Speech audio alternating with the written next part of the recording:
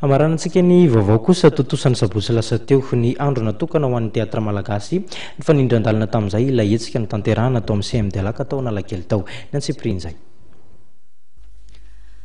Feno enimpolo taona ny filalaovana ny teatra malagasy teny amin'ny tranom-bokin'olona Isotry nanomboka ny taona 1970 no nisy ny filalaovana teatra malagasy ka teny Ambatovinaky izany no natao.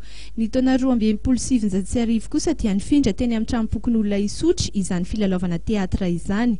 Amin'izao fotoana izao anefa dia nitsahatra ny filalaovana ny teatra teny amin'ny tranom-bokin'olona Isotry.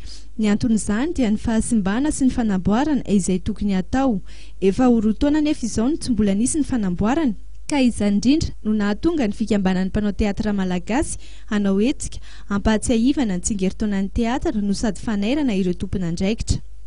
Iola ny teatra malagasy zany vaovao nahatonga anay nanao hetsika satria tsy misy toerana misy arana intsony satria ny teatra munisipaly Isotry zay ataon'ireo hoe misy tao trampokon'olona Isotry fa raha ohatra tsika nijereo mbola olo hoe teatra munisipaly Isotry efa fotoana zay tsy afaka siatra tao intsony zay satria efa tsy misy arina intsony zany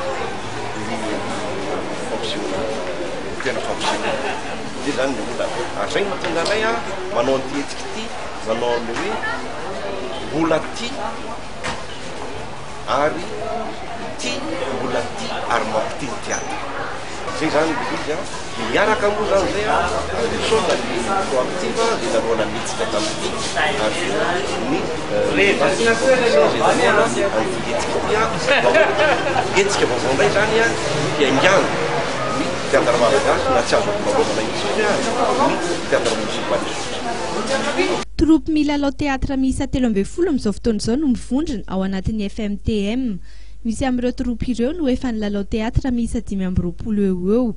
Anisan'ny olana izay mahazo ny mpilalao teatra amin'izao ihany koa tsy fahampian'ny mpanoratra teatra satria mila finiavana manokana ny fanoratana azy ireny fa tsy mitovy amin'ny fanoratana tantara.